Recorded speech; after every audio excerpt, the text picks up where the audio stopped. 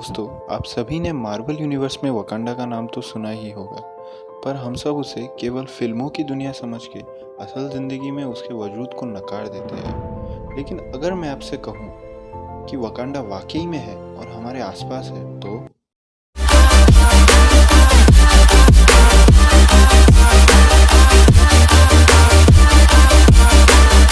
तो स्वागत है आप सभी का हमारे चैनल के इस नए वीडियो में, जहां हम बात करने वाले हैं एक ऐसे जगह की जहां एक तरफ ऊंचे पर्वत है और दूसरे ही तरफ हरे घने जंगल, जहां एक तरफ प्राकृतिक संपदों से भरपूर खदानें तो दूसरी ही तरफ अनाज की खेती में डूबा हरित समंदर, जहां सैकड़ों जाति, भाषा, धर्मों, जाति जनगोष्ठी के लोग एक साथ बैसाख में खुले मैदानों में झूमते हैं, वहीं आश्विन महीने में सामूहिक रूप से आराधना में लीन हो जाते हैं। नहीं, मैं सपनों की दुनिया की बात नहीं कर रहा, मैं वंडरलैंड की भी बात नहीं कर रहा। मैं जिस पुण्य भूमि की बात कर रहा हूँ वो तो एशियाई महाद्वीप के भारत के पूर्वोत्तर दिशा में स्थित एक राज्य है, जो प्राचीन काल से भारत के स्वर्ण इतिहास एवं संस्कृति का हिस्सा रहा है, पहले प्रागज्योतिषपुर के नाम से और अभी आसाम के पहचान से।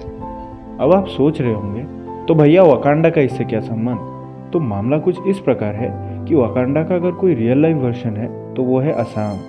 जी हाँ, वकांडा और असम में काफ़ी समानताएं हैं, जिन्हें जानने के लिए कसकर अपनी सीट बेल्ट बांध लीजिए, क्योंकि हम जाने वाले हैं एक नए एडवेंचर पे। नंबर 1, वकांडा की तरह असम भी रिसोर्सेज से लैस है। नंबर 2, जहां वकांडा के पास वाइब्रेनियम जैसा मूल्यवान और केवल वहीं पाए जाने वाला धातु है, वहीं असम के पास भी अपरिष्कृत तेल यानी क्रूड ऑयल की खदानें हैं। इसके साथ ही विश्व में कहीं और नहीं पाया जाने वाला एक सिंग वाला गेंडा यानी वन हॉर्न राइनो भी यहीं के निवासी है।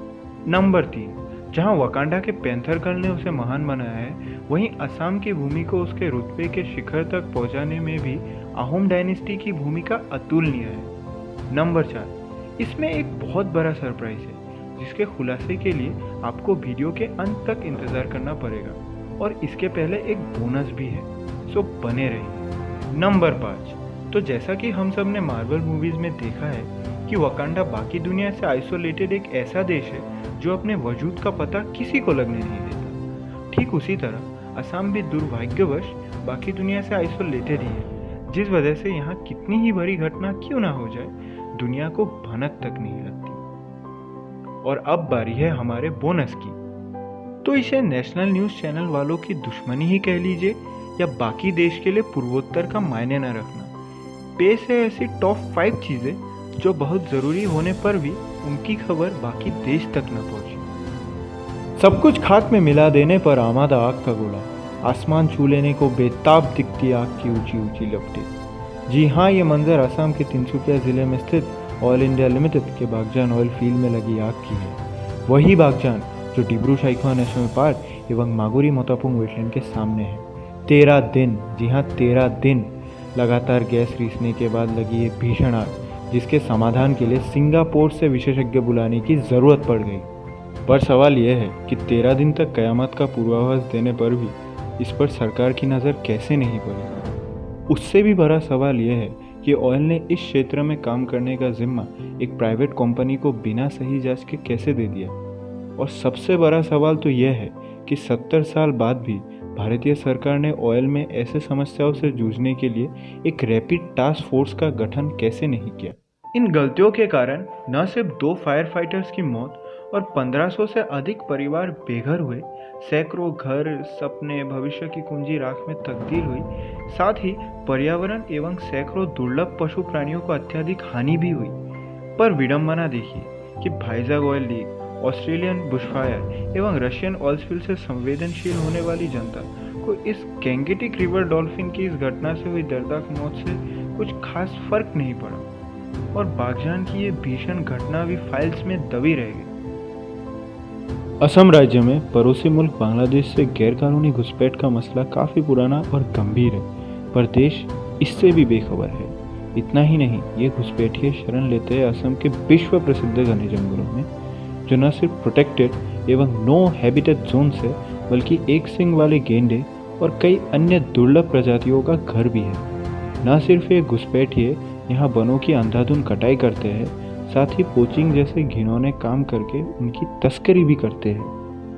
सिर्फ गैंडों की ही बात करें तो असम सरकार के ऑफिशियल वेबसाइट के अनुसार 30 से भी अधिक गेंडे केवल पिछले 3 सालों में ही पोचर्स के हाथों मारे गए हैं। पर जहां बाकी हिंदुस्तान मोर के नृत्य या एक गर्भवती हाथी के दयनीय मृत्यु के खबर से भावुक हो जाता है, वहीं उनके कानों तक असम के गैंडों की दर्द भरी चीख न पहुंचती। प्राकृतिक संपदाओं से लैस और आज़ादी के समय सबसे अमीर राज्यों में से एक होने के बावजूद असम अभी गरीब राज्यों की सूची में शुमार है। कथित रूप से आतंकवादी के डर से इन्वेस्टर्स और बड़ी कंपनियों का यहाँ न आना, आज़ादी के बाद केंद्रीय सरकार का सौतेला बर्ताव और असम के घरेलू शिल्प क्षेत्र की बिगड़ती हालत ने यहाँ के ग्रामीण जनता को बेरोजगारी के तरफ ढकेल दिया है, जिसके फलस्वरूप उग्रवाद और मानव तस्करी अपने काले पंजे कस लेती है। उग्रवाद की ओर जाने पर कथित आतंकवादी वाला डर सच हो जाता है, जिससे इन्वेस्टर्स और कंपनीज और भी भयभीत हो जाते हैं यहाँ आने से, और गरीबी, बेरोजगारी और उग्रवाद का दलदल एक चक्र बन के लगातार घूमते रहता है। पर भारतीय जनता, जिसे हर समय न्यूज़ चैनल के प्राइम टाइम डिबेट में पड़ोसी मुल्क की साजिश में ही दिलचस्पी है, वो अपने देश के इस खबर से भी महरूम रह जाती है। असम के विश्व प्रसिद्ध दिहिंग पटकाई जंगल में स्थित एलिफेंट रिजर्व न सिर्फ हाथी सहित सैकड़ों दुर्लभ जीव एवं उद्भिदों का घर है, बल्कि पशु पक्षी एवं पर्यावरण के संतुलन को बनाए रखता है।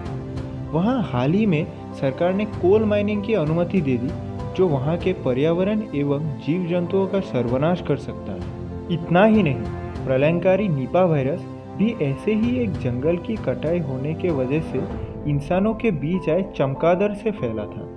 कॉन्टेजियन फिल्म, जी हाँ, वही फिल्म जिसे कोरोना वायरस के साथ लोग जोड़ रहे हैं। उस फिल्म के लास्ट सीन में दिखाया जाता है कि एक जंगल के कटने से ही वायरस फैला था। साइंटिस्ट का ये कहना है कि घने जंगल के प्राणी जो साधारण में मानव के संबंध में नहीं आते, उनमें कोरोना से भी भीषण भयंकर वायरस होने की तीव्र संभावना है। इस प्रकार ऐसा कुछ दिहिंग पटकाई जंगल में खुदाई एवं वनों की कटाई करने से भी संभव है। कोरोना से जूझ रहे इंसानियत को एक और वायरस की बिल्कुल जरूरत नहीं है, वो भी जिसकी उत्पत्ति विश्व के दूसरे सबसे बड़े आबादी वाले देश भारत में है। पर आरे जंगल की कटाई और अमेज़न में लगे आग से भावुक हुई और कोरोना की कॉन्स्पिरेसी थ्योरीज बनाने वाली जनता दिहिंग पटकाई के इस खबर से भी अनजान है। असम में हर वर्ष प्रलयंकारी बाढ़ आती है, जिससे अनाज के लाखों खेती बर्बाद हो जाते हैं और भीषण मृदा अपरदन यानी सॉइल इरोशन होती है। असम के ब्रह्मपुत्र नदी में स्थित विश्व का सबसे बड़ा नदी द्वीप माजुली ने अपना एक बहुत बड़ा भूभाग बाढ़ से हुए मृदा अपरदन से खो दिया है। बाढ़ से न सिर्फ लोग एवं पशुओं की जान जाती है और उनके मकान बर्बाद हो जाते हैं, बल्कि स्कूल और अस्पताल भी विध्वंस हो जाते हैं, जिनसे न सिर्फ तब रिलीफ कैंप्स की कमी होती है, बल्कि लंबे दौर तक पढ़ाई और स्वास्थ्य क्षेत्र भी विकलांग हो जाता है। खेती बर्बाद होने से न सिर्फ राज्य में अनाज की कमी होती है, बल्कि अपना सर्वस्व खेती को देने वाले किसान अपना सब कुछ खो देते हैं और अक्सर आत्महत्या कर लेते हैं। पर मुंबई में 2 बूंद बारिश से आने वाले बाढ़, या केरला और तमिलनाडु के बाढ़, या फिर महाराष्ट्र में किसानों के आत्महत्या से परेशान होने वाली भारतीय जनता असम में हर साल आने वाले विध्वंसकारी बाढ़ और इसके फलस्वरूप किसानों की दुर्गति से भी बेखबर ही है। तो इस तरह असम भी वकांडा की ही तरह आइसोलेटेड है, पर यह आइसोलेशन शायद असम का दुर्भाग्य ही है। रुकिए, लगता है आप सरप्राइज के बारे में भूल ही गए। अरे वक्त आ गया है बड़े खुलासे का। वकांडा की सैन्य क्षमता अत्यधिक विकसित एवं शक्तिशाली है, और उसी तरह एक समय असम की सैन्य शक्ति की भी कोई बराबरी नहीं थी। जिस तरह वकांडा उन चुनिंदा देशों में से एक है जिसके पास गैलेक्टस से लड़ने की योजना तैयार थी, उसी तरह या उससे भी बेहतर असम की अहोम सेना अकेली थी, जिसने मुगलों को, जिनके सामने बाकी हिंदुस्तानी राज्य टिक नहीं पाए थे, उनको एक बार नहीं, 2 बार नहीं, बल्कि 17 बार धूल चटाकर असम की ज़मीन से खदेड़ दिया था, जिसकी वजह से वापस उन्होंने कभी इस तरफ नज़र उठा के नहीं देखा। जी हाँ, हो गया ना सरप्राइज। क्योंकि हमारे किताबों में इसका जिक्र ही नहीं मिला और मुगलों को समस्त भारत विजेता बताया गया। अरे इतना ही नहीं, जिस तरह वकांडा के जासूसी शैली की कोई टक्कर नहीं है, उसी तरह उस समय में अहोम जासूसों के कौशल की भी दुनिया कायल थी। दोस्तों, देखा आप लोगों ने, जिस वकांडा को हमने मार्वल मूवीज में दूर अफ्रीका में स्थित देखा था, वो अजब जगह तो असल में हमारे दिव्य भारत भूमि में ही है, हमारे आसपास। परंतु इतनी प्राकृतिक सौंदर्य एवं संपदा और शौर्य होने के बावजूद असम की तकलीफों से देश बेखबर है। तो दोस्तों, यही समय है कि हम अपने इस वकांडा से भी अधिक सुदर्शन और मूल्यवान सदस्यों को उसके हक का स्थान दें एवं एक साथ मिलकर अवेंजर्स की तरह थानोस रूपी समस्या को एक चुटकी में हराएं। तो हालातों को मद्देनजर रखते हुए आपको कुछ पंक्तियों के साथ छोड़ जाता हूँ।